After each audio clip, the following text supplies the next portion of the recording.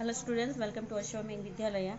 Myself Surekha Patel, and today we are going to start our new lesson, chapter number 11, Indian Judiciary. Indian Judiciary, we have to be studied about the organ of the government in the last previous lecture. Above them, executive and legislature and executive we have to be discussed. Legislature, that is create a laws, forms the laws, and executive, that should be a implement law for a people welfare. Today we have to be discuss about the third organ of the government, that is a judiciary, and this organ is a impartial यानी कि individual, जिसके अंदर दूसरे कोई भी किसी का भी जो है इम्पार्टियल यानी कि ये जो है डिसॉल्व नहीं होता है, अलग नहीं होता है.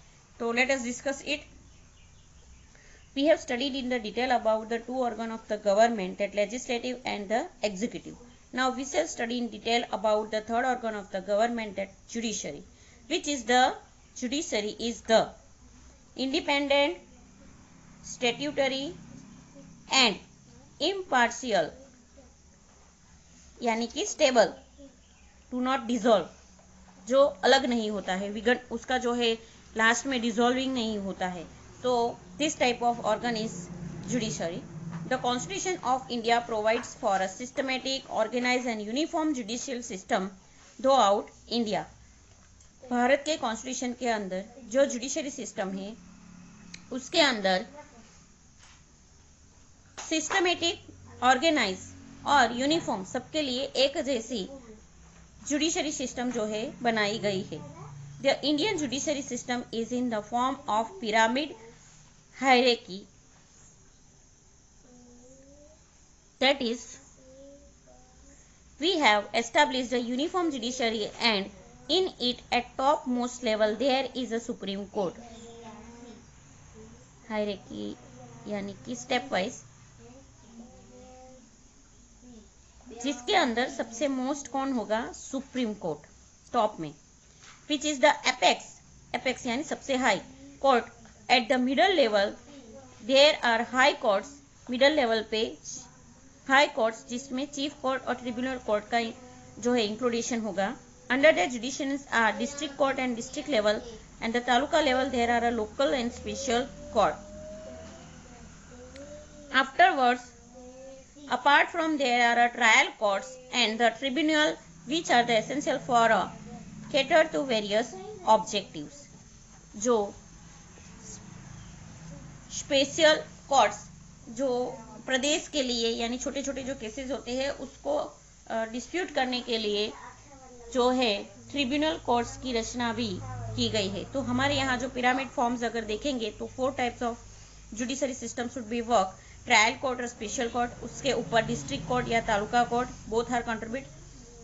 Then after chief court or tribunal, that is known as a high court at state level, and after that supreme court at national level. Importance of judiciary. Judiciary क्यों important है? That is important topic. A neutral and impartial judiciary is essential in the federal system for the protection and preservation of the rights of Indian citizens and to solve any incongruity between the center and state or between one state and other state regarding the division of workload.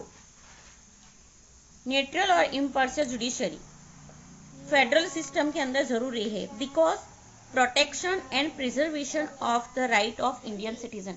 Bharat के देश के लोगों का protection और preservation के लिए ये जरूरी है. इसके अलावा सेंट्रल और स्टेट के बीच में कोई भी डिस्प्यूट अराइज होती है तो ये डिस्प्यूट को सॉल्व करने के लिए एक स्टेट से दूसरे स्टेट के बीच में जो है जो डिस्प्यूट अराइज होते हैं उसको सॉल्व करने के लिए, और दूसरा जो भी वर्कलोड है उसको इजीली फ्लेक्सिबल बनाने के लिए ये जुडिशरी सिस्टम जरूरी है. The judiciary is an important organ as to interpret constitutionality of any provisions of any law so that supremacy of the constitutions prevail.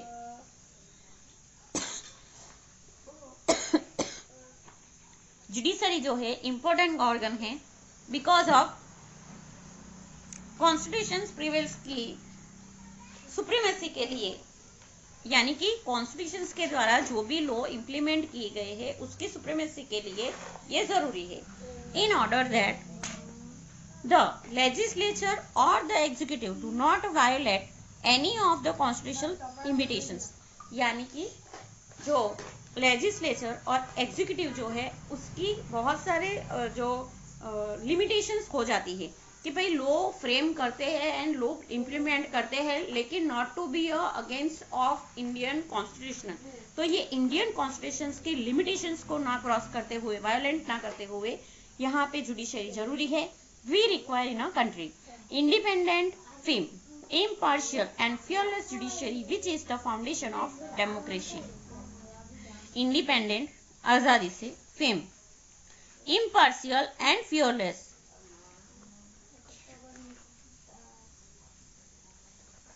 impartial जो डिजोल्व ना हो, और fearless बिना डरे,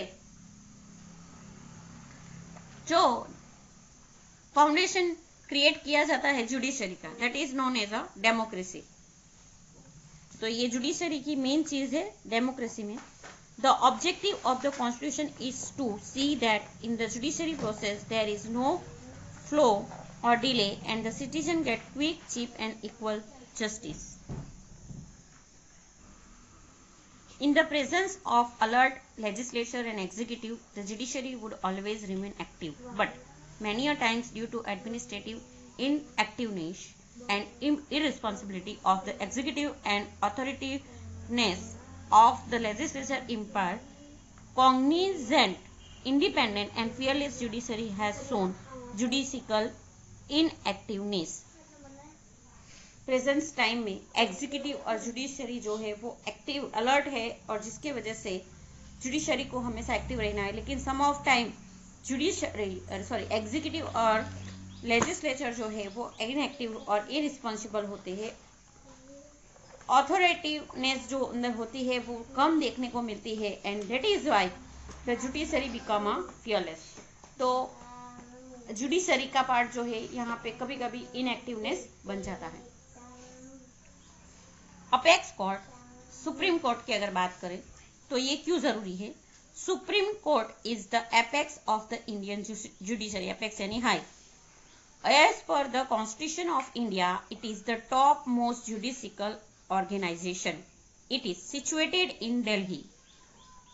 All the civil and criminal courts of India have to work under the jurisdiction of the Supreme Court. Bharat देश के जितने भी सिविल और क्रिमिनल कोर्ट्स है वो सुप्रीम कोर्ट के जुडिक्शन में वर्क करती है। The supreme court consist of 1 chief justice and 28 additional जजेस।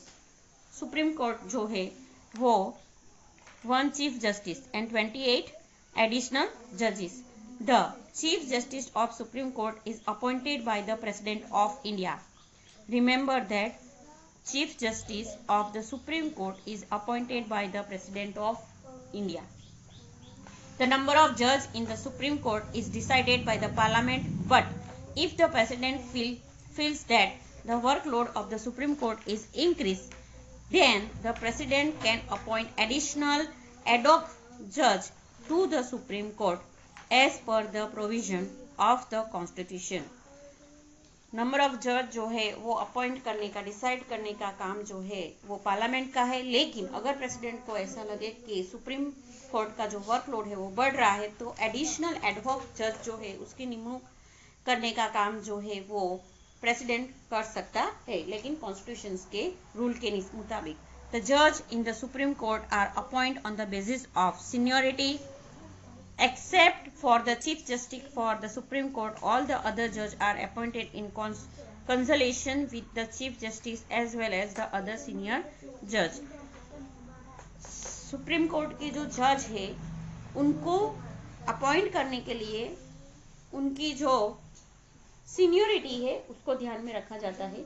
इसके अलावा बाकी जो भी जज है उनकी अपॉइंटमेंट जो है वो कंसुलेशंस यानी कि एक प्रेसिडेंट और जो सुप्रीम कोर्ट के जो जज है उनके बीच में कंसुलेशन होने के बाद और जो सीनियर जज है उनके साथ जो है रिगार्डिंग डिस्कशन करने के बाद वो तय किया जाता है। सुप्रीम कोर्ट के जज के लिए qualification. A person who is appointed as a judge of the Supreme Court should be, first one, a citizen of India. Second one, should have provided service of at least 5 years as a judge in any one of the High Court of India, or should have an experience of at least 10 years as an advocate in any of High Court of India. या तो 5 years जज की तरह निमणूक होना चाहिए किसी भी high court में, या फिर 10 years उनका जो वर्क है वो एडवोकेट के हिसाब से हाई कोर्ट में होना चाहिए। शुड बी डिस्गाइज जज और a famous jurist as per the opinion of the president. President के ओपिनियंस के हिसाब से वो फेमस जर्नलिस्ट होने चाहिए। Should not be more than 65 years of age, और उनकी जो एज लिमिट है that should be 65 years। Okay, next, thus the retirement age is 65 year of the judge of the Supreme Court, जिसके वजह से ऐसा हम लोग बोल सकते हैं कि सुप्रीम कोर्ट के जो जज है उनकी जो रिटायरमेंट एज है वो है 65 years। Now tenure, time period, कितने समय तक वो वर्क कर सकते हैं। The retirement age is 65 years for a judge of the Supreme Court. However, the change in the age of retirement can be made by the Parliament though of framing a law. They cannot carry the practice of law in any of the Indian courts, but they can provide their service in committees appointed to the investigation into a upcommon situation of event. उनके लिए retirement के time parliament के द्वारा decide किया जाता है, जो retirement के लिए जो लॉ बनता है वो इवन इंडियन भारत देश की कोई भी कोर्ट के अंदर वो प्रैक्टिस नहीं कर सकते, लेकिन वो कोई भी कॉमन सिचुएशन के अंदर जो है एक कमिटी बना के उसके अंदर सर्विस दे सकते हैं। If incapable to carry out their duties before the time of retirement, then under such circumstances they can resign willingly from their post by tendering written resignation to the president. अगर उनके time से पहले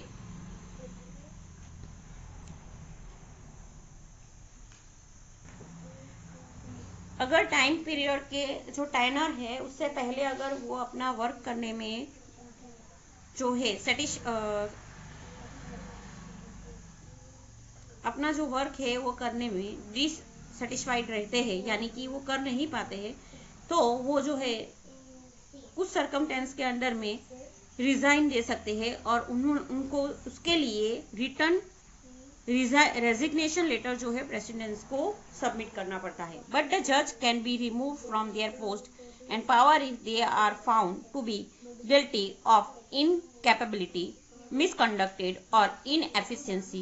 This removal is in accordance with the provisions of the Constitution and is carried out through a impeachment motion in Parliament. लेकिन अगर ऐसा होता है कि कोई जज के द्वारा अपने पोस्ट और पावर का मिसयूज होता है, कैपेबिलिटी नहीं है, तो उसके लिए उनको रिमूव करने के लिए पार्लियामेंट के अंदर इम्पीचमेंट जो है दर्ज किया जा सकता है। The procedure for it is as follow. Every house of parliament has to submit a memorandum यानी statement having a majority support to the president of the total number of members and at least 2/3 number of the members present in the respective session। और उसके लिए एक session बुलाया जाता है house में, parliament house में, और जिसके अंदर जो मेंबर्स है उसमें सबको एक स्टेटमेंट जो है मेजोरिटी का स्टेटमेंट जो है वो दिखाना पड़ता है। Based on the presentation by the order of the president, the जज can be remove from his post. Presentation के बाद जो जज है वो उनकी पोस्ट से रिमूव किए जा सकते हैं। The parliament monitors the presentations of memorandum regarding the misbehavior of the judge and the conducting of the investigation as well as the conducting of proof for the same. Parliament के जो monitor होते हैं, जो presenting का काम करते हैं, वो एग्रीमेंट के यानी कि जो स्टेटमेंट दर्ज किया गया है वहां पे, उसके मुताबिक जज के बिहेवियर के लिए उनके ऊपर इन्वेस्टिगेशन और उससे रिगार्डिंग जो प्रूफ है वो कंडक्टिंग करने के लिए जो है ऑर्डर दे सकते हैं. द कॉन्सर्न जज is given the opportunity to present his narration in his self defence in the parliament. Even जो जज है जिनको कॉन्सर्न किया गया है वो अपने डिफेंस में, अपनी रक्षा के लिए, सेल्फ डिफेंस के लिए पार्लियामेंट के अंदर उनको जो है नरेशन प्रेजेंट करने की अपॉर्चुनिटी भी मिलती है, यानी कि उनको भी वो सुना जा सकता है. वो भी अपनी जो दलीलें होती है वो वहां पे प्रेजेंट कर सकते हैं. The president of India administers the oath of secrecy and loyalty towards the constitution to the जजेस who appointed to the supreme court. Supreme court के लिए जो जज अपॉइंट किए जाते हैं उनको प्रेसिडेंट्स ऑफ इंडिया जो होते हैं वो ओथ यानी प्रतिज्ञा दिलवाने का काम, यानी प्रतिज्ञा जो है वो लेने का काम करवाते हैं. बिफोर टॉकिंग द जज charge of their post, the जज are required to take the oath in oral as well as sign the pledge. अपना जो चार्ज है वो अंडरटेक करने से पहले ये जो जज होते हैं उनको जो ओथ है, प्रतिज्ञा है, वो ओरली या फिर जो प्लेज है उसके ऊपर साइन करके जो फॉर्मेलिटीज है यानी कि जो एक प्रोसेस है वो कंप्लीट करनी पड़ती है. Afterwards he or she has been take the charge of the Supreme Court. Next topic should be conducted into next lecture. Thank you.